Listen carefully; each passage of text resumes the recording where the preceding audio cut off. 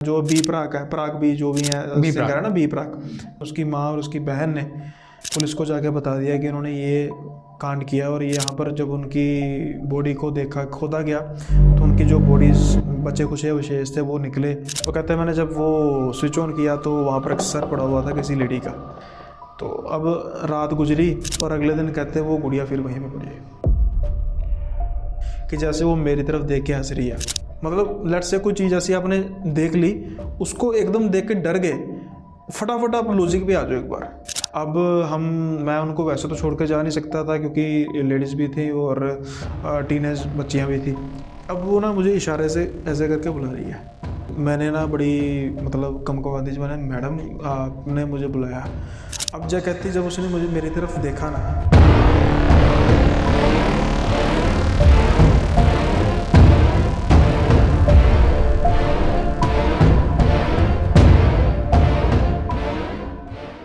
Hello and welcome back to a whole new horror podcast video. आपने thumbnail देखा और thumbnail आपने क्या देखा कि सुनील भाई हमारे साथ फिर से मौजूद है। पिछली वाली वीडियो में आपने इतना ज़्यादा प्यार दिया कि सुनील भाई को हम दोबारा बुलाए बिना रह नहीं पाए। उम्मीद करता हूँ आप भी वापस इस वीडियो को उतना ज़्यादा प्यार देंगे। सबसे पहले हम सुनील भाई से बात करते हैं। सुनील भाई, welcome back to the channel. और आपको कैसा लग रहा है सबसे पहले?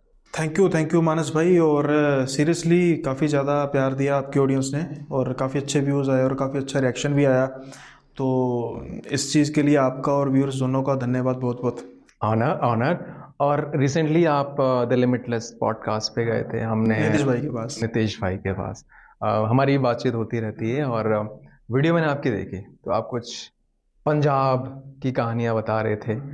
तो वो तो आपने मतलब धमाल मचा दिया उस वाले पॉडकास्ट में, जैसे सबने खतरनाक कहानियां बताई। हमारे पास कुछ पंजाब की कहानियां अगर हो तो प्लीज। वैसे तो हमारा ना वैसे बना क्या था कि मैंने नीतीश भाई से बात किया, मैं भाई हमारी जो आपकी जो पहाड़ों की कहानी है वो सुनने का वैसे बड़ा मज़ा आता है। जो आपके गेस्ट होते हैं वो पहाड़ों की कहानी सुनाते हैं। तो फिर नीतीश भाई कहते हैं कि भाई आप पंजाब से आ रहे हो तो पंजाब की जो कुछ होंगे, फिर डिस्कस हुआ कि कुछ ऐसे हॉन्टेड हाउसेस हैं पंजाब में जो जिक्र करने लायक, और वहाँ की जो कहानी है वो भी काफ़ी ज़्यादा मतलब सच्ची है, लोगों ने एक्सपीरियंस की है। तो फिर निचोड़ के जिसे कहते हैं वो सारियाँ हमने मतलब रखा कि जो कुछ कुछ व्यूअर्स ने भेजी थी, एक दो मेरी पर्सनल थी और एक जो थी वो जिसे कहते हैं आम थी, यानी कि उसके बारे में पता था जैसे कोई हॉन्टेड हाउस है, लेकिन कहानियाँ कुछ किसी ने सुनाई कुछ किसी ने सुनाई, और कुल मिलाकर जो उसका क्रक्स था वो सेम ही जा रहा था कि हाँ भी ये चीज़ें हॉन्टेड हैं। तो अब पंजाब के अभी हैं वैसे हॉन्टेड हाउसेस, लेकिन अभी हम ऑफलाइन बात कर रहे थे कि आमतौर पे हमारे जो ज़्यादातर ये सारा चल रहा है, हम इंडिया की बात कर रहे हैं, लेकिन आउट ऑफ द इंडिया, बाहर जो है इंडिया से, वहाँ की जो स्टोरीज़ हैं वो भी मतलब मेरे व्यूअर्स भी कहते हैं कि आप सुनाओ। तो अभी जैसे आप बात कर रहे थे, मेरे वैसे दिमाग में एक स्टोरी याद आई। जो मिडिल ईस्ट में जो कंट्री है वो है सऊदी अरेबिया। तो डेजर्ट का इलाका है, तो आपको पता है कि वहाँ पर तो ये चीज़ें होने के चांसेस हैं जो काफ़ी ज़्यादा होते हैं। और सुनील भाई, ये कहानी आपके पास पहुंची कैसे? ये कहानी जो है मुझे एक व्यूअर ने भेजी थी। अच्छा। और काफ़ी टाइम पहले भेजी थी, लेकिन अब जैसे मैंने कहा कि हम डिस्कस कर ही रहे हैं तो स्टार्ट करते हैं पहले इंटरनेशनल से, फिर नेशनल पे दोबारा आ जाएंगे। बिल्कुल। तो ये जो भाई ये कहते हैं कि है बेसिकली इंडियन ही है। Okay. इंडियन ही है, तो ये शेफ़ का काम करते हैं और इनकी सऊदी के एक काफ़ी आलीशान होटल में इनकी जॉब लगी। अब जो ये बड़े बड़े होटल होते हैं ना, 5 स्टार टाइप होटल होते हैं, तो ये बेसिकली अपने शेफ़ भी जो है इंडियन से जा रहा है, यानी कि वहाँ का वसनीक नहीं है, तो वहाँ के जो अकोमोडेशन वगैरह सारी उनको प्रोवाइड करते हैं, काफ़ी अच्छी प्रोवाइड करते हैं। ये कहते हैं कि इनकी जो नौकरी लगी, शेफ़ की नौकरी लगी, और इनको जो पे स्केल था काफ़ी अच्छा मिला। कहते पर ये चीज़ तो मेरे लिए इससे ज़्यादा मायने रखती थी कि जो मुझे अकोमोडेशन मिली ना, वो मुझे इतनी लेविश मिली कि मैं सोच रहा था कि यार एक शेफ़ को आप इतनी लेविश दे रहे हो, मतलब वो एक स्टैंडर्ड था होटल का। बेसिकली वो जो होटल था वो था डेजर्ट के बिल्कुल बीच में। अच्छा। कैसा था, मैं उसको एक रेफरेंस जैसे देता हूँ कि बड़े लोगों ने फिल्म देखी होगी बेबी, अक्षय कुमार की, वहाँ पे वो जहाँ पे वो उसको टेररिस्ट को पकड़े नहीं जाते, डेजर्ट के बीच में जाते हैं, उस तरीके की लोकेशन में होते हैं वहाँ पे। ऐसे होटल होते हैं जो डेजर्ट के बिल्कुल बीच में होते हैं। ओके। तो कहते हैं कि जो होटल था उसके कुछ 2-3 किलोमीटर आगे वो सारा एक कॉलोनी टाइप बनाई हुई थी, जहाँ पर जो इन्होंने अपने वर्कर्स से, वेटर्स से, शेफ़ थे, मैनेजर्स या रिसेप्शनिस्ट वगैरह सबकी उन्होंने वो बनाया हुआ था अकोमोडेशन के लिए। अब कहते हैं कि जो सा मुझे रूम मिला, और वो उस रूम की सबसे मेन एक खासियत है कि एक तो पहले तो वो रूम काफ़ी अच्छा था, मतलब अपार्टमेंट ही था बेसिकली। तो एक तो वो काफ़ी देखने में काफ़ी अच्छा था, और दूसरी चीज़ ये है कि मैंने ये नोटिस किया कि आमतौर पे जो बाकी अकोमोडेशंस है ना, वो शेयर्ड अकोमोडेशंस है कि एटलीस्ट 2-2 जाने तो कम से कम रह ही रहे हैं। मेरे लिए वो कहते अकेला मुझे मिला रूम, कहते पहले तो मैं खुश हो गया कि भाई अपना राज है पूरा, सारे का सारा अपार्टमेंट अपना। अब कहते हैं कि मैं वहाँ पे जाके रुका, और अभी नया नया मैंने ज्वाइन किया था, तो मेरी अभी किसी से इतनी कोई बात थी नहीं, सुबह जाना शाम को आ जाना या शिफ्ट के अनुसार अपनी जो है मैंने काम करना। तो कहते हैं कि स्टार्टिंग में थोड़ा बहुत जो मुझे था वहाँ पर ना कुछ अजीब सा फील होना शुरू हो गया। रात को मैं सो रहा हूँ और अचानक से मेरे आसपास कुछ ना, मतलब बड़ी तेज़ी तेज़ी से जैसे लगता है घूम रहा है, और मैं देखता हूँ कि कुछ परछाई है। फिर मैं उसको इग्नोर करता हूँ कि सहरा का इलाका है, कुछ आसपास के कुछ घूमते घामते होंगे यार, मैं नया आया हूँ, अब पूछने से भी रहा। तो ये ना हल्की फुल्की चीज़ें हो रही थी कि अचानक से कोई चीज़ का गिर जाना, या फिर मेरी 1-2 बार चादर जिसने, मतलब जैसे थोड़ी में लगा किसी ने खींची है, लेकिन ये चीज़ें भी मैंने जो है इग्नोर कर दी और अपने काम से काम रखा। क्योंकि शेफ़ की ना जो, मतलब जो ड्यूटी है कहते हैं काफ़ी हैवी होती है, ऑलमोस्ट जितनी देर तक ड्यूटी होती है खड़े रहना पड़ता है, तो थकावट इतनी होती है कि इतना कुछ दिमाग में चलता नहीं है। चलो ये अभी कुछ दिन बीते, तो एक दिन क्या हुआ कि ये कहते हैं हमें चलो मौका मिला कि हमारे 5-7 जाने हम इकट्ठे हुए, बातें बूतें करने लग पड़े। तो उनमें से कहते हैं एक बंदा जो था वो पूछता कि भाई साहब सब ठीक ठाक है, आप कोई दिक्कत तो नहीं है? तो नॉर्मली कि जैसे रिगार्ड करते हैं, मैंने कहा कि ठीक है, कोई दिक्कत वाली बात नहीं। फिर कहते हैं कि नहीं मतलब सब ओके है, कोई मतलब अजीब सा तो नहीं लगता? तो मैंने कहा कि अजीब मतलब क्या, मुझे बताओ तो सही क्या चीज़ है। तो अब कहते हैं कि मेरी ना, मतलब जो है सेंसेस 2 जगह पे मतलब काम कर रही हैं। एक तो ये कि अजीब तो वैसे मेरे साथ हो रहा है, लेकिन साथ के साथ इस चीज़ को ओवररूल क्या कर रहा है कि यार हो सकता है कि अभी मतलब मेरे तरफ देख के जलते हों, अभी मेरी कौन सी इनके साथ जान पहचान हुई है और ये शुरू से ऐसी बातें करने लग पड़े हैं। मेरे पास पूरा इंडिपेंडेंट अपार्टमेंट है, तो वही ऐश करता हूँ को मेरी मर्जी। तो मैंने ना उस चीज़ को इतना मतलब अनदेखा सा कर दिया, और मैंने इस तरीके से बात की कि वो दोबारा से ओपनली मेरे साथ ऐसे बात ना कर सके। तो खैर अब कहते हैं कि ये जब चीज़ें चल रही थी, तो अब थोड़े दिन तक जो मेरे साथ हरकतें हैं वो ज़्यादा जो है वो बढ़नी शुरू हो गई। अब कहते हैं मैं रात को सो रहा हूँ और मुझे एकदम हंसने की आवाज़ आ रही है। तो मैं उठता हूँ, कुछ है नहीं, और फिर सोता हूँ। थोड़ी देर बाद रोने की आवाज़ आने लग पड़ती है ऊंची ऊंची। तो कई बार कराहने की आवाज़ आने लग पड़ती है। एक अभी कहते हैं कि जैसे पहले चादर या कंबल अकॉर्डिंग टू जो भी उनके मौसम के हिसाब से होगा, तो वैसे तो गर्म मौसम ही होता है, लेकिन एसी वगैरह चल रहा हो तो फिर भी कंबल वगैरह तो लेते ही हैं। तो अभी कहते हैं कई बार क्या होता है, हल्का फुल्का जैसे किसी ने खींचा, मुझे लगा कि कोई चूहा चाहा होता है, वो अपने हिसाब से कोई जानवर छोटे मोटे जो होते हैं। अब कहते हैं कि जो वारदातें इस तरीके से बढ़ रही हैं कि अचानक से बहुत तेज़ी से कोई कंबल खींच रहा है। अब ये कहते हैं कि मैंने अपने बॉस से बात की कि सर ऐसी चीज़ है कि मुझे थोड़ा सा अनकंफर्टेबल फील हो रहा है, और मैं ऐसा करो मेरा ना अपार्टमेंट आप चेंज कर दो। तो वो कहते हैं बॉस कहते हैं कि नहीं अपार्टमेंट तो कोई है नहीं खाली हो। मैंने कहा यार खाली नहीं है तो एटलीस्ट मेरे साथ कोई साथ में शेयरिंग पे कर दो, मुझे अकेले में कोई प्रॉब्लम आ रही है। तो वो मैनेजर कहते हैं कि यार देखेंगे, अभी तो फ़िलहाल कुछ है नहीं है, तो जब होगा तब देखेंगे, तो यहीं पे एडजस्ट करना पड़ेगा। अब बेगाना देश है, क्या कर सकते हैं, जैसे अब मानना पड़ेगा। अब ये थोड़ा कहेंगे कि मैं नहीं करूँगा, अगला कहते चलो नौकरी छोड़ भाग यहाँ से, ऑन द स्पॉट क्या करूँगा। नौकरी भी अच्छी थी, चलो। ये कहते हैं अभी जो आवाज़ें थी वो मुझे बड़ी डिस्टर्ब करने लग पड़ी। और पहले तो मुझे लगता, क्योंकि मैंने कहा ना कि डबल सेंसेस काम कर रही हैं कि यार ये जलते जुलते ना हो मुझसे, तो ये खुद ही ना कुछ इस तरीका का कर रहे हो कि जिससे मुझे ऐसा लगे कि यहाँ पर ऐसा कुछ है। अब कहते हैं कि एक बार क्या हुआ कि एक बार मैं मतलब बड़ा फ्रस्ट्रेट होकर सो हुआ था, तो जैसे मैं थोड़ी देर आँख मेरी लगी और अचानक से मुझे ऊंची ऊंची आवाज़ आने लग पड़ी। अब कहते हैं मैं बड़े गुस्से से उठा। अब जैसे कहते हैं मैं उठा और मैंने एकदम सामने देखा, सामने बेड के सामने जैसे टीवी होता है और टेबल होता है, वहाँ पर मुझे कोई चीज़ नज़र आई। अभी अंधेरा था और जो स्विच थे लाइट के वो भी उसके पास ही थे, टीवी को लेके कंपार्टमेंट के पास। वो कहते हैं मैंने जब वो स्विच ऑन किया तो वहाँ पर एक सर पड़ा हुआ था किसी लेडी का। इंसान का है मतलब हाँ, लेडी का, लेडी का, इंसान का, लेडी का। रियल? हाँ, रियल सर था, मतलब कुछ सॉर्ट ऑफ डिकम्पोज हुआ हुआ था, और लेकिन उसकी आंखें खुली थी, जो कहते हैं मेरी तरफ ही घूर रही थी। अब ये कहते हैं कि जब मैं एकदम पहले तो हिल गया कि ये कहाँ से आ गया। अब जब से ही मतलब कहते हैं वो आंखें जैसे सर गला हुआ है, मैंने जैसे कहा डिकम्पोज हुआ हुआ है, और जो आंखें मेरी तरफ घूर रही हैं। और अभी जब मैं अपने आप को संभालने की कोशिश कर ही रहा हूँ तो उनसे एकदम खून खून निकलने लगा। और अभी कहते हैं मैं गिर गया हूँ, तो मैंने फटाफट दरवाज़ा खोलने की कोशिश की तो वही जो आवाज़ें हैं वो मुझे फिर से रोने की कराने की आने लगी।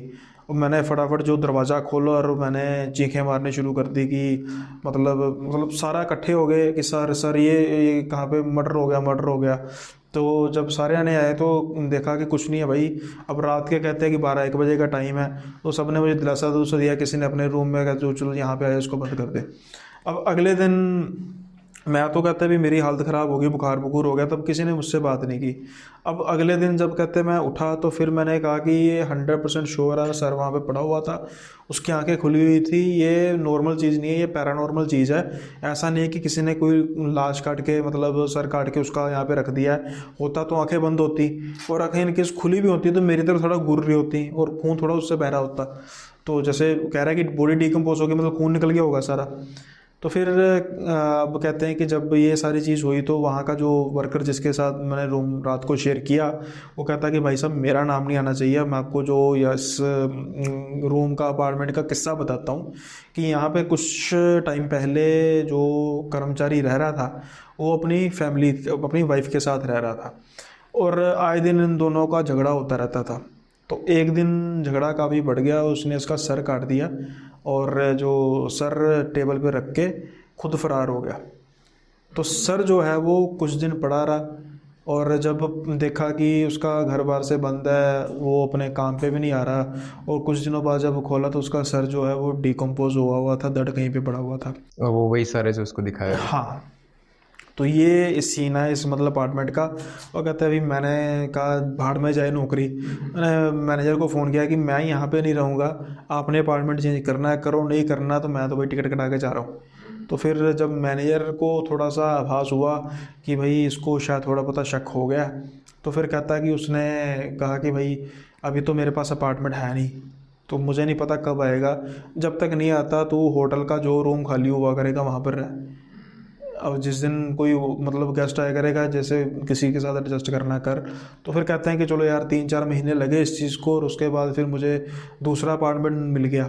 लेकिन कहते हैं कि आज भी मैं जब रात की शिफ्ट करके आता हूँ, जब रात के समय में उस अपार्टमेंट से बाहर लगता हूँ, मुझे ऐसा लगता है कि कोई मुझे देख रहा है, और जो मुझे आवाज़ें वगैरह वो रोने कुराने की दोबारा आने लग पड़ती हैं। तो ये तो वही है कि सऊदी अरेबिया का होटल के अपार्टमेंट की कहानी, होटल के नहीं मतलब जो वर्कर्स अपार्टमेंट जो होता है उनकी कहानी। यार ये बड़ा इशू रहता है, हम जब भी किसी नए एरिया में जाते हैं ना, वहाँ का हिस्ट्री वगैरह हमें पता नहीं होता है, तो क्या कहाँ पे क्या हो कोई पता नहीं, कुछ भी आपके साथ हो सकता है। और लोग ना कई बार छुपाते हैं कि उनको आमतौर पर तो रूम भरना छुपाते ही है होता ना, है। आमतौर पर छुपाते हैं, क्योंकि बेसिकली बात यह है क्या है कि मैंने जैसे कहा ना कि प्लेसेस की जो होती है वो प्रॉपर्टी की वैल्यू कम हो जाएगी ना, हाँ, प्रॉपर्टी की वैल्यू कम हो जाएगी। अब वो नेचुरली बात है कि एक घर है उसका जो मालिक है उसका तो इमीडिएट लॉस हुआ ही हुआ, एग्जांपल के तौर पे कि उसका घर नहीं बिकेगा या रेंट पे नहीं होगा। धीरे धीरे जब उस चीज़ की बात फैलने लगेगी तो खुद के आसपास के अपार्टमेंट में भी ऐसी चीज़ों उसके प्राइसेस पे भी इफेक्ट पड़ेगा। एग्जांपल के तौर पे कि अब जैसे आपके दिल्ली में अब बुराड़ी का इतना ज़बरदस्त वो कांड हुआ था, तो वो तो घर तो ख़त्म, कोई माने ना माने कि वहाँ पर कुछ हो सकता है, मैं ये नहीं कहता हो गई होगा, वहाँ पे हो सकता कुछ ना हो, लेकिन उसी घर को, उस घर का तो काम खत्म हो गया, उस घर के आसपास की जो प्रॉपर्टी की वैल्यू भी एटलीस्ट, चलो अब तो ये बात पुरानी हो गई है, हो सकता है कि 10 साल या 15 साल बाद लोगों के जहन से ख़त्म हो जाए जब नई जनरेशन ग्रो अप होगी, लेकिन इस 20-25 साल प्रॉपर्टी इतना लंबे टाइम पीरियड के लिए, मतलब उसके बाद फिर क्या किसी ने करना है। तो मेरे हिसाब से तो प्रॉपर्टी की वैल्यू वहाँ पर चाहे 10% फ़र्क पड़ा हो रेट्स का, पड़ा तो होगा। और कुछ दिन तो वहाँ पर जो वहाँ पर रहने वाले होंगे, घर वाले, उनके बाहर के लोग भी नहीं आते जाते होंगे। और ये सीन काफ़ी होटल वगैरह में भी कॉमन होता है। होटल, अरे यार ऐसा ना बोलो, मैं कल होटल मैं आपको बताता हूँ, मेरे पास एक कहानी है। मेरा एक दोस्त था, हम उसके साथ ही गए थे होटल में। मैं पूरी कहानी कवर नहीं करूँगा। हाँ। मैं अपने ऑडियंस को बता देता हूँ। एक काम करते हैं, आप अपना पॉडकास्ट चला रहे हो, ठीक ठीक है, मैं जब आपके एज ए गेस्ट आ रहा हूँ, मैं ये वाली कहानी सुनाऊंगा। चलो ऐसा करते ठीक है, ये मेरे पास एक होटल की कहानी है। हैं। ठीक है। तो फिलहाल ये आपने इंटरनेशनल कहानी बोली, फिर आपने बोला हम देसी भी आएंगे थोड़ा, तो कुछ देसी कहानी जो आपके पास थी। एक तो कहानी मैं ऑलरेडी इंसिडेंट है वो सुना चुका हूँ अपने पॉडकास्ट पे, और उसके साथ मिलता जुलता जो है वो मतलब आया मेरे पास। और तो ये भी जो है वह संडे बाज़ार से ना, एक मैडम है, उन्होंने एक गुड़िया खरीदी, उनको काफ़ी पसंद आई। वो गुड़िया थी, छोटी सी गुड़िया थी, तो उनको काफ़ी पसंद आई, और वो नेचुरली बात है वो पुरानी थी, मतलब सेकेंड हैंड थी, तो वो ले आए। अब वो जब ले आए तो उसके बाद फिर उनके बाद उन्होंने ना आगे लेके रख दी, और उनके घर के जो बच्चे थे वो खुद अनमैरिड थी, और भाई के जो मतलब बच्चे थे, तो वो उस गुड़िया से ना खेलने लग पड़े। अब क्या हुआ कि कह रहे हैं कि अभी छुट्टियों के दिन चल रहे थे, तो वो सारे दिन उनसे बच्चे खेल रहे हैं। तो कहते हैं कि रात के जब टाइम हुआ तो मैंने गुड़िया को पकड़ा, और एक पेटी नुमा जैसे होता है ना, संदूक या पेटी चीज़ होती है, तो मैंने वहाँ पे ना उसको अंदर रख दिया ताकि बच्चों की नज़रों से दूर रहे, और ये तो रात को भी खेलते रहेंगे तो अगले दिन मैं दे दूँगी। तो कहते हैं मैंने कहती हैं रख दिया वहाँ पे, और चलो अब सो गई। वो मेरे कमरे में था। अब सुबह कहते हैं मैं फ्रेश नहाने धोने के बाद अपना जब काम किया, तो थोड़ी देर बाद क्या देख रही हूँ कि बच्चे उससे खेल रहे हैं। अब जो कहते हैं मैंने जब उनको इस चीज़ को देखा, मुझे गुस्सा चल गया कि मेरे कमरे से मतलब तुमने पेटी से निकाल के वो खेलना शुरू कर दिया। तो बच्चे कहते हैं कि नहीं, वो तो ये टेबल पे पड़ी हुई थी, हमने तो मतलब उसके साथ हमें तो पता ही नहीं है कहाँ से आप लेकर आ रही हो। अब कहते हैं मुझे लगा कि बच्चे डर गए होंगे कि पकड़े गए हैं, तो मैंने कहा ठीक है, फिर थोड़ा देर खेलते रहे। अब कहती हैं कि मैंने वहाँ पे जो दोबारा से उस रात को पेटी के अंदर रखी, और कुछ ना इस तरीके से चीज़ों को रख दिया उसके ऊपर कि कोई छेड़छाड़ करे तो मुझे पता लग जाए कि हाँ अभी इन्होंने किया उस हिसाब से। अब ये करके सोने चलेंगी, और उसके बाद अगले दिन जब देखा तो वो जो गुड़िया थी टेबल पर पड़ी हुई थी, मतलब उसके बच्चे तो नहीं थे आसपास, लेकिन वो टेबल पर पड़ी हुई थी। अब पहले तो उन्हें देख के गुस्सा लगा, तो जैसे वो जाके मतलब वो उन्होंने मतलब पेटी खोली, और उसको जो बाकी का सामान था वो बिल्कुल उस गुड़िया को छोड़ के वैसे आराम से पड़ा हुआ था, ऐसे ही था, इंच तक नहीं हिला हुआ था। अब ये देख के तो अब गुस्सा जो था वो डर में बदल गया कि ये क्या हो रहा है। इन्होंने क्या किया कि इनके घर के पीछे जो है कहते हैं वो थोड़ा सा ना कूड़े वगैरह का डंप एरिया है, वहाँ पर लोग कूड़ा कड़ा फेंक देते हैं। मैंने वो छत से ना उस गुड़िया को फेंक दिया कि काम ही ख़त्म करते हैं, घर से बाहर फेंकते हैं। तो कहते हैं चलो जी, मैंने कहा छुटकारा हो गया, बच्चे थोड़ा पता रोए रहे, मैंने कहा कि वो गंदी थी, ये थी, छोड़ो रहने दो। तो अब रात गुजरी, और अगले दिन कहते हैं वो गुड़िया फिर वहीं पे पड़ी है। अब तो ये कहते हैं कि मेरे तो बसल जो थे ना वो, एक मिनट, ये फेंकने के बाद फिर से वहीं से अब कौन लेकर आया। अब ये कहते हैं कि मुझे ये तो भी हो गया कि बच्चे तो इन्वॉल्व नहीं है, ये तो 100% है ना। बच्चे पीछे जाएंगे जहाँ पर वो जा नहीं सकते कूड़े वाली जगह पे, क्योंकि घर वालों के तो नज़रों में इतना तो होता है ना कि बच्चा कूड़े, वहाँ से गुड़िया उठा के, अब लेट से बच्चे रख ले भी आते तो उन्होंने गुड़िया को छुपा के रखना था, हाँ। ताकि नज़र ना पड़ जाए तो फिर ना फेंक दे। और वो गुड़िया जो है वो फिर वहीं पे पड़ी है। अब कहते हैं कि मेरा जो हौसला था उसने जवाब दे दिया, और वो जो गुड़िया थी ना, मुझे उसका चेहरा भी डरावना लगने लग पड़ा कि जैसे वो मेरी तरफ देख के हंस रही है। अब ये कहती हैं कि मैं सोच रही हूँ कि मैं इसका करूँ क्या। तो उन मतलब यही ना कहते हैं कि एक हमारे घर के मतलब रिश्तेदार हैं, तो वो उनकी मतलब दरवाज़ा खड़का, तो वो आ गए, और मैं बड़ी परेशान, और मैंने उनका जैसे वेलकम करना चाहिए तो मैंने उस तरीके से जो है वो वेलकम नहीं किया। तो थोड़ा सा जैसे लेट से कि मैं आपके पास आया हूँ, और अगर आपका थोड़ा सा बिहेवियर चेंज होगा, परेशान होगा, तो मैं पूछूंगा ना क्या परेशानी है भाई, क्या। तो फिर कहते हैं बेटी क्या हो गया, क्या दिक्कत है। तो वो कहते हैं, फिर मैंने सोचा कि मैं बात करूं या ना करूं, पता नहीं क्या मेरे बारे में सोचेंगे। तो फिर कहते हैं कि मैंने मतलब हौसला करके उनको ना सारी बात बता दी। अब वो जो थे पर्सन, वो उन्होंने गुड़िया को देखा और उन्होंने कहा कि तू ऐसा कर कि ये गुड़िया मुझे दे दे और मैं इसको कहीं ना रास्ते में नहर नाले में फेंक दूंगा, इसका काम ख़त्म करे, ये मुझे ठीक नहीं लग रही।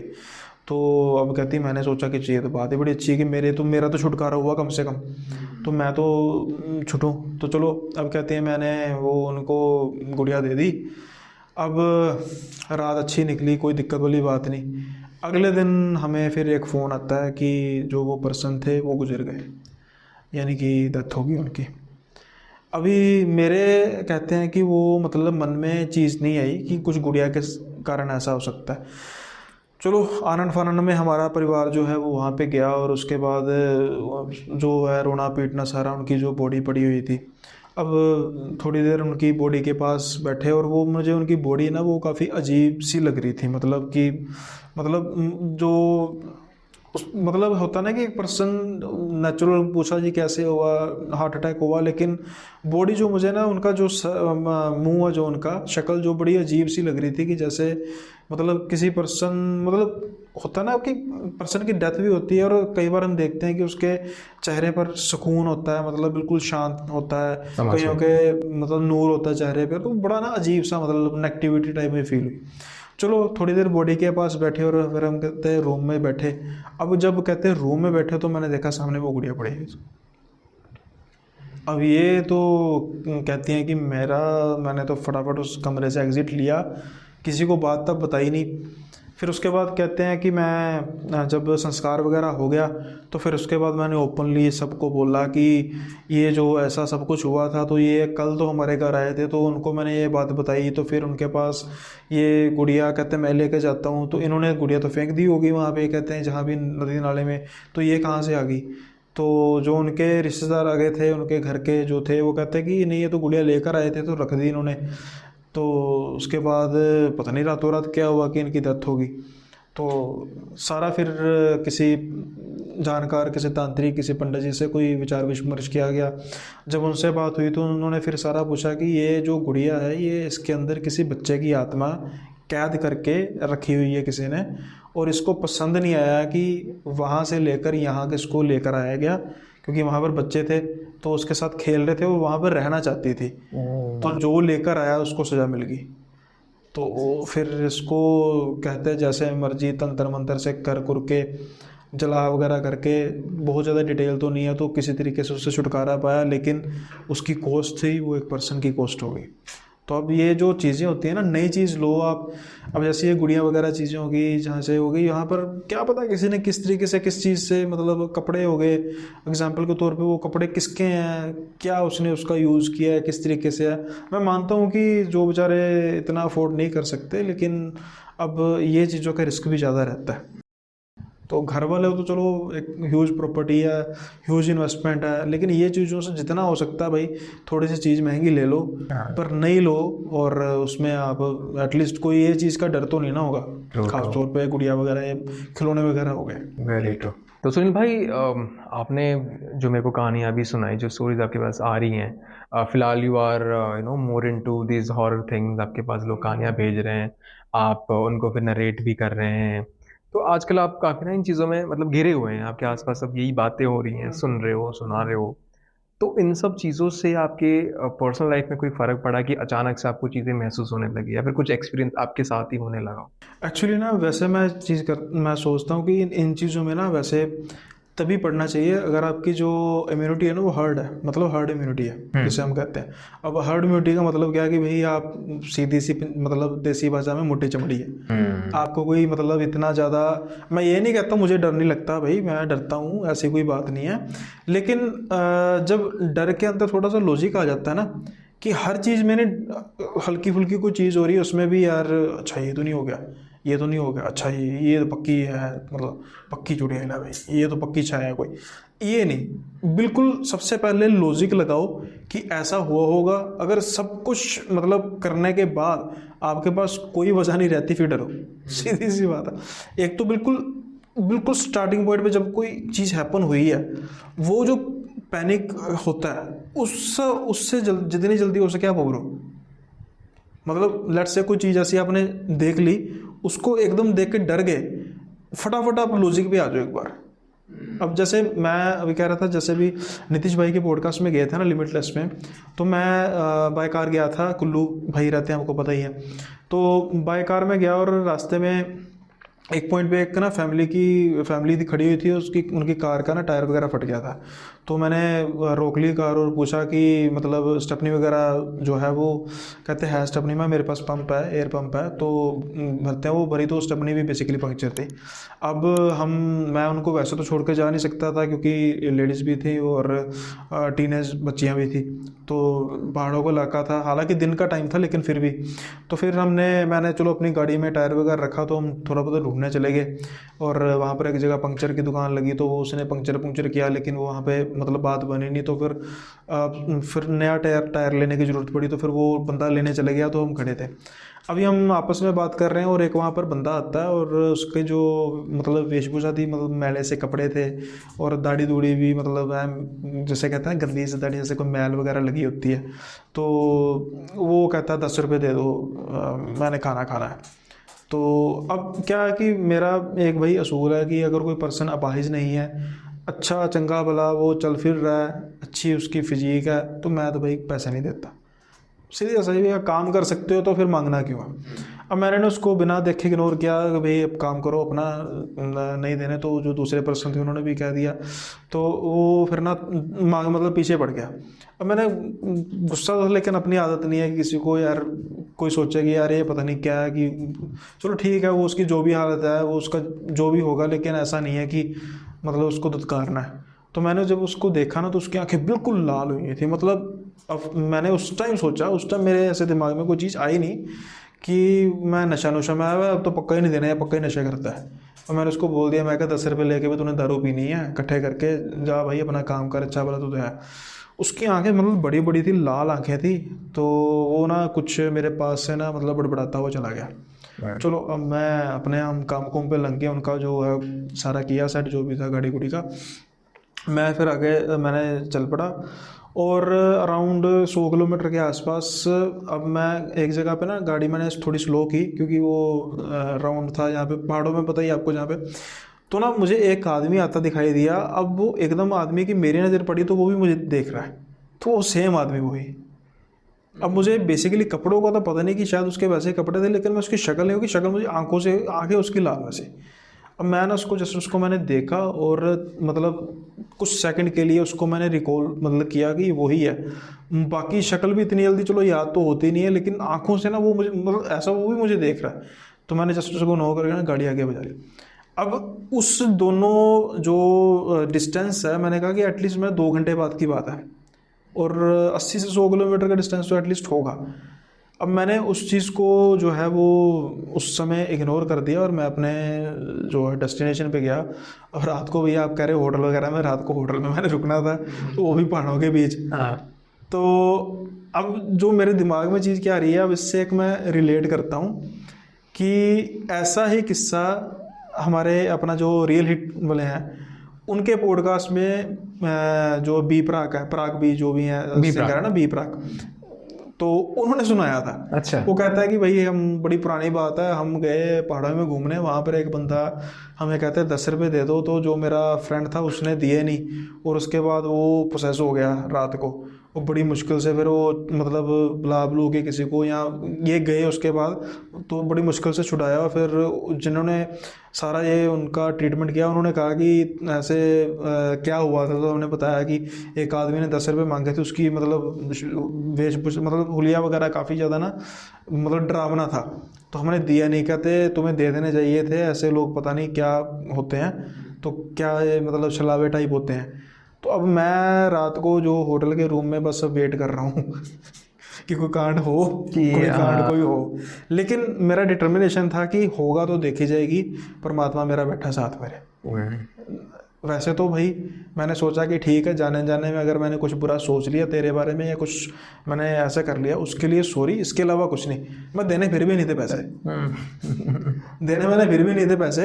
अब इसके बाद भाई मनोमन ही सोचा कि आप जो कर सकते हो कर लो, मेरा परमात्मा मेरे साथ बैठा है। फॉर्चुनेटली 10-12 दिन हो गए, कुछ नहीं हुआ ऐसा, कोई ऐसी बात नहीं हुई।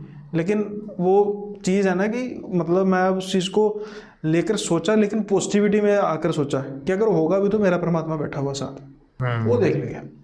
तो मैंने आपसे पूछा था कि क्या आपके साथ ये चीज़ें अभी होने लगी हैं, तो आपका क्या मानना है कि नहीं, ये मतलब तो ज़्यादा अब देखो, मैं ऐसे ही कहूँ कि ऐसा हुआ, हो सकता है कि 1% चांस, अब हो सकता है कि वो मुझे गलती लगी हो, 1% की बात कर रहा हूँ, हालांकि वो मैं कॉन्फिडेंट हूँ कि वो शायद वही था।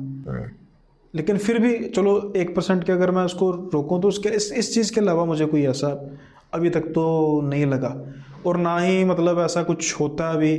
अभी लास्ट अभी विकास भाई के साथ पॉडकास्ट किया तो कल मैं होटल में स्टे किया था, कोई दिक्कत नहीं, नॉर्मली मैं अपना खाना पीना खा के सो गया हूँ, कोई दिक्कत नहीं। पर ऐसा नहीं है कि मैं सो रहा हूँ और मुझे कुछ फील हो रहा है और मैं सारी रात भड़क रहा हूँ। और अगर ऐसा करने की नौबत आई तो फिर मुझे चैनल छोड़ देना चाहिए और गेस्ट भी कहीं कहीं नहीं जाना चाहिए। हाँ। तो अगर ये सोच लिया तो फिर ऐसी चीज़ों को जितना हो सके अपने सर से निकाल कर रखो, लॉजिक लेकर चलो, जहाँ पर लॉजिक आपका जवाब दे जाए फिर सोचो कि हाँ आप ऐसी चीज़ हो सकती है, फिर उसके बाद कंसल्टेशन लो। तब घबराने वाली तब बात होती तब बात होती है, घबराना फिर भी नहीं, घबराने की भी क्या बात है, परमात्मा जब बैठा आपके साथ, है। सही बात है। ठीक है, डर डर लगता है, ऐसी कोई बात नहीं, हाँ, लेकिन दूसरा काबू पाओ उस पर। हाँ, दूसरा फिर लोग ऑरा वगैरह की भी बात करते हैं, तो मेरा ऐसा मानना है कि शायद ऑरा आपका स्ट्रांग है मे बी। मुझे ऐसा, आपने कह दिया अच्छी बात है, लेकिन मुझे ऐसा फील नहीं करना चाहिए, क्योंकि जब अहंकार आ जाता है ना इस चीज़ का तो फिर वो बात जो है बिगड़नी शुरू हो जाती है। और मैं कहता हूँ कि भाई अपने को जो परमात्मा बचा के बैठे हैं, अपना हो रहा क्या होना है, इंसान की हस्ती 1 सेकंड की कोई है नहीं है। 1 सेकंड में वो हसीना गई ना, 15 साल से बैठी हुई थी बांग्लादेश में, क्या लगा 45 मिनट मिले उसको बस भागने के लिए कि निकल जाए यहाँ से। कुछ नहीं, इंसान की कोई औकात नहीं है, किसी का हो रहा कुछ नहीं है, बस ये है कि उसका नाम जपो, और अगर आपने कुछ ज़िंदगी में गलत नहीं किया तो वो आपको बचा लेगा, सीधी सी बात है। और अगर जहाँ पे आप अपने आप को फंसा हुआ महसूस भी समझ लो, take it as a opportunity कि परमात्मा ने मुझे जिम्मेवारी दी है यहाँ से निकलने की। ये पॉजिटिवनेस रखो, और कि नहीं, पॉजिटिवनेस अपनी रखो, पॉजिटिव रहो, नेगेटिव ना रहो कि हर चीज़ में सोचो कि यार ये ना हो गया वो ना हो गया, बस ये चीज़ है। तो भाई हम ये एंटिटीज़ की बात कर रहे हैं, कई बार हम लोगों से सुनते हैं और हम जानते हैं कि आपको हार्म करती हैं, आपके पीछे पड़ जाती हैं, है ना, कई बार आपको जान लेने तक की नौबत आ जाती है। तो क्या ऐसा भी कभी होता है कि इनको मदद की ज़रूरत पड़ती है, कि इंसानी मदद लेने की कोशिश कर रहे हैं? हाँ, ऐसा होता है, बड़ी किस्से कहानियाँ होती हैं। और जैसा आप बात कर रहे हो कि ये हार्म करती हैं, वो डिपेंडिंग अपॉन द सिचुएशन, कि एक एंटिटी कोई है, जैसे मैंने लास्ट पॉडकास्ट में कहा था कि घर पे वो बेचारी की डेथ हो गई, वो कील दिया, अब वो घर उसका है, अब जो घर में वो उसके आएगा तो वो परेशान करेगी।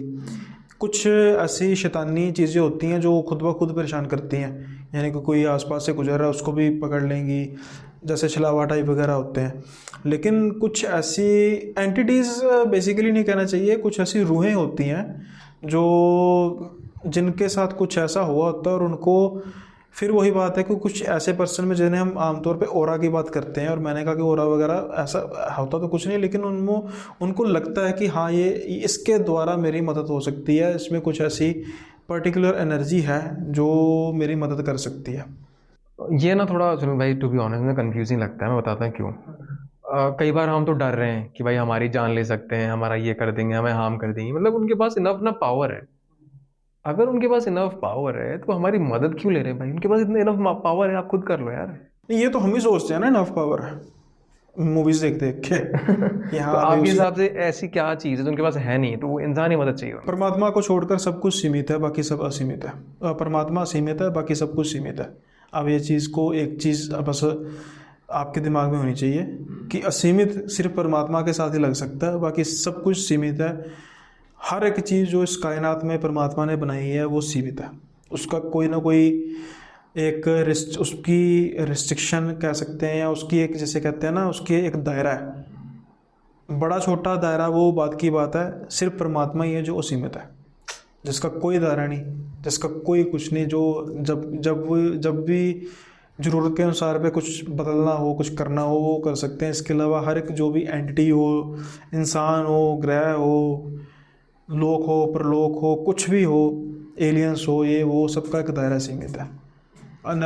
बेसिकली हम एलियंस वगैरह की भी बात करते हैं, किसी ने देखा तो नहीं है, लेट्स से है एलियंस, मैं ये नहीं कहता होंगे, क्योंकि इतना बड़ी गैलेक्सी, मैं कहता हूँ यूनिवर्स को तो छोड़ ही दो ना, इतनी बड़ी गैलेक्सी हमारी गैलेक्सी है, जो कि अगर हम लाइट की स्पीड से भी उसको ट्रैवल करें, लाइट की स्पीड से, यानी कि लाइट 1 सेकंड में 3 लाख से ज़्यादा किलोमीटर का ट्रैवल करती है 1 सेकंड में। अगर हम लाइट की स्पीड से भी ट्रैवल करें तो जो गैलेक्सी है उसको राउंड करने में 1,20,000 करोड़ साल लगेंगे। हमारी सिर्फ गैलेक्सी की बात कर रहा हूँ, और गैलेक्सी हमारी सारे यूनिवर्स में एक नाखून के इस जो कोना है इसका भी 1000वां भाग होगी। तो बाकी तो यूनिवर्स को छोड़ो, हमारी गैलेक्सी में भी पता नहीं कितने जीवन होंगे। तो लेट्स से कि अगर वो एलियंस कोई हैं भी, हमारे से कोई बहुत उन्नत सभ्यता भी हो, मैं कहता हूँ कि 10,000 गुना, 100 करोड़ गुना भी हो, तो हम तक अभी पहुँचे नहीं ना, क्योंकि कुछ सीमित है ना उनका दायरा भी, करेक्ट, जिसकी वजह से वो पहुँच नहीं पा रहे। कोई ना कोई तो होगी ना। तो इस तरीके का मतलब कहना, चाहे भूत हो, पिशाच हो, देवी हो, देवता हो, असीमित तो सिर्फ महादेव है, उसके अलावा सब कुछ सीमित है, सबकी एक सीमा रेखा है, उससे आगे वो जा नहीं सकते, चाहे भूत है, प्रेत है। अब कुछ ऐसी चीज़ें होती हैं जो वो खुद नहीं कर पाते, लेकिन वो ऐसा माहौल बना सकते हैं जिससे कि वो मतलब चीज़ें उनके अनुसार हो सके। हाँ, आमतौर पे हम इंसान भी ऐसे ही करते हैं। अब कहते हैं ना कि सफल और एक मीडियोकर और एक सक्सेसफुल और एक अनसक्सेसफुल इंसान में, इन तीनों चारों शयों में एक चीज़ का फ़र्क है, पावर ऑफ सबकॉन्शियस माइंड। उसका क्या है कि जो हमारे दिमाग का एक हिस्सा बुनतर करने लग पड़ा है, प्लानिंग करने लग पड़ा है, और हम उसको लेकर चलने हैं, उस जो सबकॉन्शियस माइंड जितना स्ट्रांग होगा उतना ही इंसान सक्सेसफुल होगा। करेक्ट, कि मैंने सोचा करना, उसको मैं करने के लिए सारा अपना ताना बाना बिछा रहा हूँ। तो ये चीज़ें जो होती हैं, इस हिसाब से मतलब हमारा दायरा क्या रहेगा, सीमित, लेकिन उसका दायरा बढ़ना शुरू हो जाएगा। वो धीरे धीरे दायरा बढ़ेगा और हम सक्सेस अचीव करेंगे। अब जो एंटिटी हैं वो तो ऐसा नहीं ना कर सकती। अब वो ये तो नहीं है कि मैं कोई इस चीज़ सोच रही हूँ या सोच रहा हूँ और फिर बाद में वो चलेगी आगे, फिर ऐसा करूँगी। उसको एक संसाधन चाहिए जिससे उसका जो काम नहीं हो पाया जीवित रहते रहते, या जो उसके शायद मरने का कारण था, उस चीज़ को वो अपने आप को न्याय दिला सके। कि जो समाज में तो उसको न्याय नहीं मिल सका, लेकिन वो मरने के बाद अभी तक वो भटक रहा है या भटक रही है, और उसको जो न्याय हुआ था उसका न्याय मिल सके। तो हम ये बात कर रहे थे, तो उसी से एक जो है वो मुझे इंसिडेंट जो है याद आ गया। ये जो भाई हैं बेसिकली ये फ़ोटोग्राफ़र हैं, और कहते हैं राजस्थान की ये बात है। तो ये कहते हैं कि ये फ़ोटोग्राफ़र, इन्होंने अपना फ़ोटोग्राफी का काम शुरू किया और काम इनका काफ़ी अच्छा चल पड़ा। बेसिकली तो ये भी आर्ट ही है, फ़ोटोग्राफी भी। और कहते हैं कि मुझे मतलब इसकी वजह से ना जो भी मेरे क्लाइंट्स थे, तो उनकी आगे रेफरेंस वगैरह की वजह से मुझे जो है काम मिलना शुरू हो गया। अब ये कहते हैं कि इनका एक क्लाइंट है, जो वो मुझे कहते हैं कि एक मैरिज थी उदयपुर में शायद, तो वहाँ का उन्होंने मुझे रेफरेंस दिया, और वो काफ़ी बड़ी पार्टी थी। तो मैं तो खुश हो गया कि भाई एक तो काम बड़ा मिल गया, और दूसरा रेफरेंस अच्छी मिल रही है कि जो इतनी बड़ी पार्टी में भी मुझे इनवाइट कर रहे हैं, काम मिल रहा है फ़ोटोग्राफी का। तो चलो ये एक्साइटमेंट में अपने गए, और यहाँ पे जाके उन्होंने ना फ़ोटो खींचनी वगैरह शुरू कर दी। जो भी अभी मैरिज नहीं थी, सेरेमनीज़ वगैरह चल रही थी, जैसे मेहंदी सेरेमनी, आई थिंक लड़के की शायद मैरिज थी, या पता नहीं, मुझे बताया नहीं, बट सेरेमनी की बात की उन्होंने। अब हाँ, उसकी शादी नहीं थी, बस अंबानी की नहीं थी।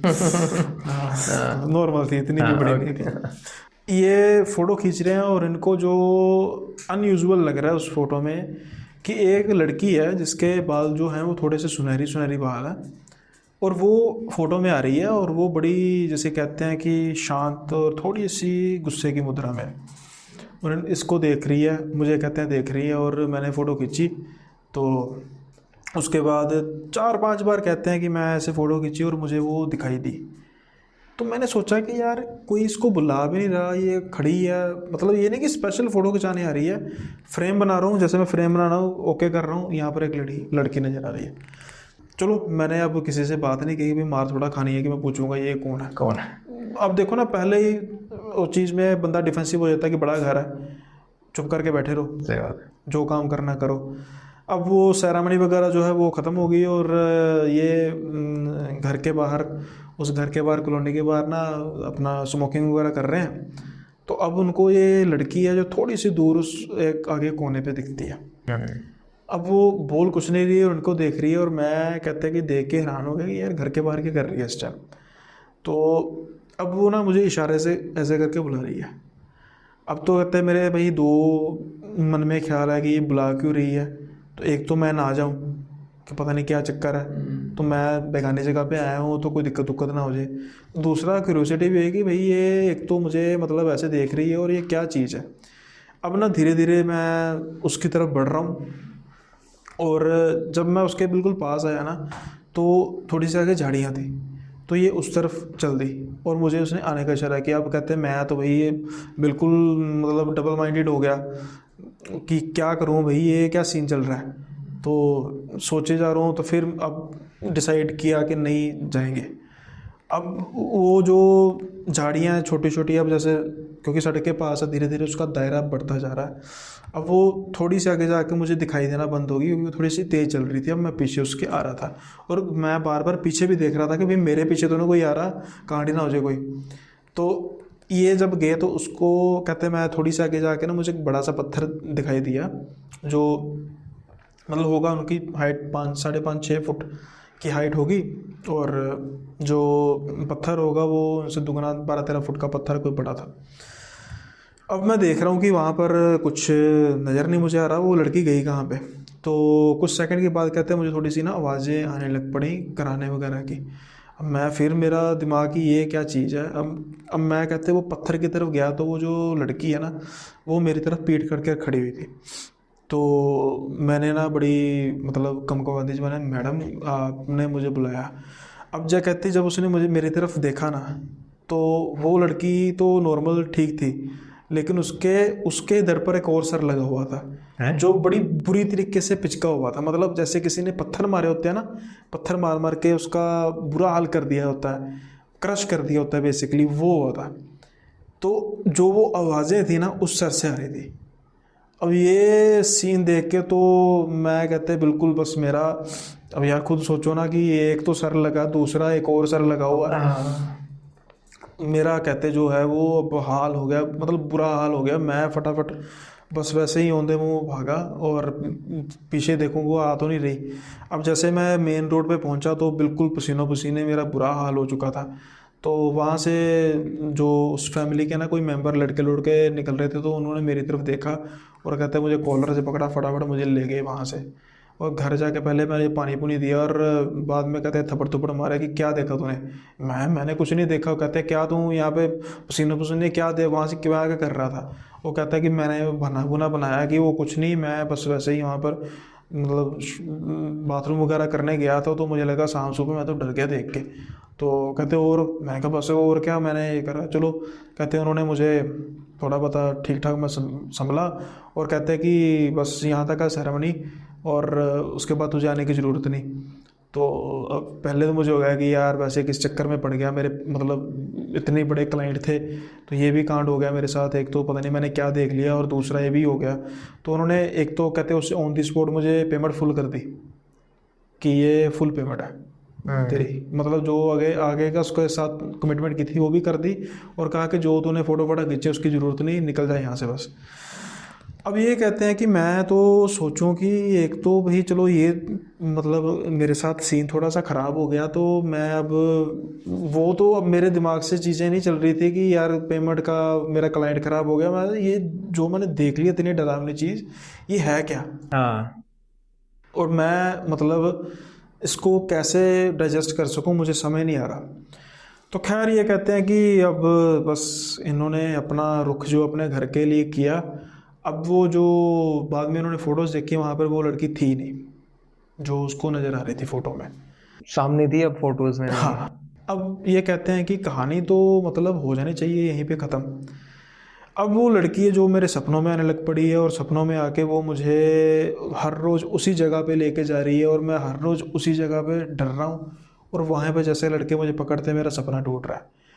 तो जो चीज़ें हैं जो मेरे लिए इतनी हावी होनी शुरू हो गई हैं कि वो मुझे लड़की जागते हुए भी नज़र आ रही है, और ऐसा लग रहा है कि वो कुछ कहना चाह रही है, वो बोलना चाहती है, जैसे कि कुछ जो लब है ना उसको खोल, जैसे मैं कह रहा हूँ खोलने की कोशिश करे लेकिन आके बंद हो जाते हैं बस। तो ये चीज़ अब कहते हैं मेरी जो है वो हिम्मत जवाब देगी, काम पर भी असर पड़ने लग पड़ा। तो आखिर में फिर कहते हैं कि मेरा कोई थे जानकार बहुत ज़्यादा सिद्ध पुरुष थे, उनके साथ मैंने मुलाकात की और उनको सारी कहानी बताई। फिर उन्होंने सारा जो है अपना ध्यान लगाया और कहा कि ये जो लड़की है ये है एक आत्मा, इसको इसके जो परिवार वालों ने जिसके तू शादी पर गया था, इसको इस जहाँ पर तूने देखा है इसके बॉयफ्रेंड के साथ पकड़ लिया, वहाँ पर पहले इसकी ज़ुबान काटी, और जो इसका बॉयफ्रेंड था उसका जो सर था क्रश कर दिया मार मार के, और वहीं पे इनको गाड़ दिया। तो ये तेरे साथ कहानी हुई, और ये मदद तेरे से मांग रही है कि किसी तरीके से इसको इंसाफ मिले। बोल वो इसलिए नहीं पा रही, आत्मा के रूप में भी वो बोल नहीं पा रही कि उसकी ज़ुबान काट दी। तो अब ये कहते हैं कि मैं तो अब दो चित्ते में पड़ गया कि भाई मेरे पास उस चीज़ के अलावा प्रूफ कोई नहीं, इतनी बड़ी सामी है, पुलिस भी आपको पता है कि मतलब क्या होता है, वो क्या करती है, केस रफा दफा कर देती है, उल्टा मेरे मुझे टांग देगी, मुझे मार मुर के, जिसने अपने बेटे का लिहाज नहीं किया तो वो मेरा क्या करेंगे। तो मैं तो शांत हो गया, लेकिन अब वो चीज़ें मुझे बार बार परेशान कर रही हैं, और मेरी अंतरात्मा भी मुझे बार बार कोस रही है कि तुझे मदद करनी चाहिए। लेकिन वो कहते हैं ना कि जब ऐसा कुछ होता है तो कई बार जो न्याय है वो खुद ब खुद ही चल के आ जाता है। अब कहते हैं कुछ महीने बीते, और एक दिन मैंने अखबार में पढ़ा कि उसी फैमिली के बारे में कि उसके जो मेन मुखिया और उसके बेटों को गिरफ़्तार कर लिया। बेसिकली उसकी जो वाइफ है शायद वो इस चीज़ को जहाँ तक टॉलरेट कर सकती थी किया, लेकिन उसकी माँ और उसकी बहन ने पुलिस को जाके बता दिया कि उन्होंने ये कांड किया। और ये यहाँ पर जब उनकी बॉडी को देखा, खोदा गया, तो उनकी जो बॉडीज़ बचे कुछ अवशेष थे वो निकले। तो अब वो गिरफ़्तार हो गए, और ये केस जो है सोल्व हो गया। जो भी बेचारों के शरीर का जो संस्कार कर दिया, हड्डियों वगैरह का भी संस्कार करते हैं, जलाते हैं, जो बच जाता है फिर करते हैं। अब ये जब न्यूज़ पढ़ी उसके बाद फिर कहते हैं बस उसके बाद ख़त्म, मुझे कुछ नज़र नहीं आया, जो था वो बीत गया। तो अब देखो ना वो मदद, जैसे आपने कहा कि मदद मांग रही है। तो मतलब कई चीज़ें ऐसी होती हैं जो उनके भी हाथ में नहीं होती, उनको इंसानी मदद चाहिए। मतलब ऐसी ऐसी आपने चीज़ें बताई, मतलब मैं भी सोच में पड़ गया यार, मतलब क्या क्या चीज़ें हो रही हैं और किस किस तरह की चीज़ें होती हैं। सुन भाई, बहुत मज़ा आया, और मोर देन स्टोरीज ना मुझे कुछ सीखने को भी मिला है। स्टोरीज में बहुत कुछ, कहानियों के थ्रू आपने चीज़ें मुझे सिखाई, क्योंकि मेरा मानना है मुझे इन चीज़ों के बारे में इतना कुछ पता नहीं है। मैं खुलकर बोलता हूँ, आप जैसे लोग आते हैं, मुझे काफ़ी चीज़ें उनसे सीखने को उनसे मिलता है। मानस भाई, पता करने के लिए ना पढ़ाई से ज़्यादा ना एक्सपीरियंस की बात होती है। लाइफ में सिचुएशंस ऐसी आती हैं कि यहाँ कहते हैं कि खुद ब खुद सीख लो, या नहीं तो फिर लाइफ सिखाती तो है ही। तो मैं कहता हूँ कि खुद भी सीखो तो लाइफ ने तो सिखाना है। दोनों चीज़ें होना चाहिए। बिल्कुल बिल्कुल।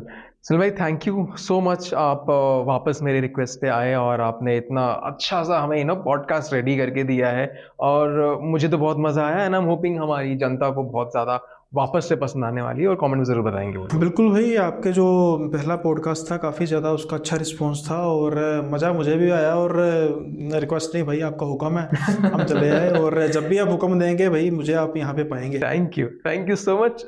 जनता हमारी चाहेगी, वो मुझे हुक्म देंगे तो हम आपको भी हुक्म देंगे। वापस आप आना, हम फिर से और पॉडकास्ट कवर करेंगे। तो फिर हमें वीडियो रैप करना चाहिए अब। बिल्कुल भाई, और बिफोर रैपिंग दैट वीडियो आपसे व्यूअर से भी रिक्वेस्ट है कि जो मेरा चैनल है वो भाई मेंशन कर देंगे, और उसमें मैं ये नहीं कहूँगा कि सब्सक्राइब करो, सिर्फ ये है कि अगर आपके पास कोई स्टोरी है तो मेरे चैनल पर अगर आप उसको सुनना चाहते हैं, या फिर भाई के पॉडकास्ट पे भी सुनना चाहते हैं, तो ईमेल आईडी और मेरी इंस्टा आईडी आपको प्रोवाइड कर दी जाएगी। और अगर आप को लगता है कि आप लिख के भेजने में असमर्थ हैं, यानी कि एक्सप्रेस नहीं कर सकते उस तरीके से, तो आप वीडियो ऑडियो में भी मेरी इंस्टा आई डी पे मुझे भेज सकते हैं। और अगर मुझे वो अच्छी लगेगी स्टोरी, इंसिडेंट, तो मैं अपने चैनल के में भी उसको करूँगा कवर, और साथ के साथ मानस भाई के पॉडकास्ट में भी हम कवर करेंगे। बिल्कुल। भाई की जो ईमेल आईडी है, उनका जो इंस्टाग्राम है, सब कुछ आपको डिस्क्रिप्शन बॉक्स में मिल जाने वाला है। और मेक श्योर उनके चैनल को आप सब्सक्राइब ज़रूर कर रहे हैं। ये वाली वीडियो तो आपने देखी, तो इस तरह की खतरनाक वीडियोस आपको उनके चैनल पे ही मिलने वाला है। And thank you so much for watching video. ये वाली अच्छी लगी तो मेक श्योर वीडियो को लाइक कर रहे हैं, शेयर कर रहे हैं एंड सब्सक्राइब करके ज़रूर जा रहे हैं। Thank you so much for watching and that's a wrap on this video.